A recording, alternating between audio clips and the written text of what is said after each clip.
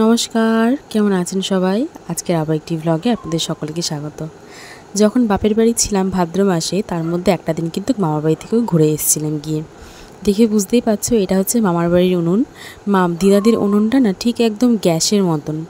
এখানে এসেও মা বলল যে দিদাকে, মা তুমি রেস্ট করো, আমি আজকে রান্না করছি। মা এখানে চিকেন মাটন দুটি রান্না করছে, তাই জন্য মার কাছে একটু এসে গল্প করছিলাম উনুন পাড়ে বসে বসে। আর ঘরের মধ্যে যেতেই দেখি বুনুদের এই কাজ। দেখো ওরা ফোন নিয়ে শুরু করে দিয়েছে আমার সাথে। কি করে দেবো?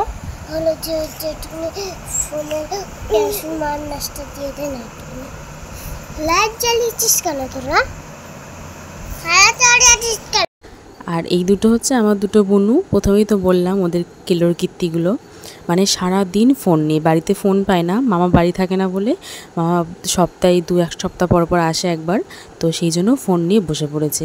মানে দুই বোন সমান হয়েছে, একদম কেউ কম বেশি না, দুজনে একটা ফোনের মধ্যে ঢুকে পড়েছে।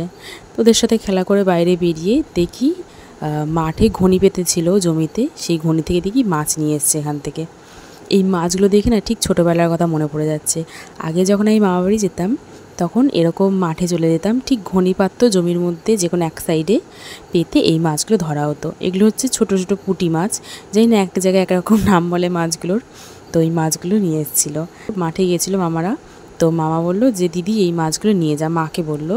আর সেই সময় আমি ঘুরছিলাম বলে একটু আপনাদেরকেও দেখিয়ে দিলাম। আজকে তবে এইটুখানি, সকলে সাবধানে থাকবেন, ভালো থাকবেন, আবার পরে দেখা হবে।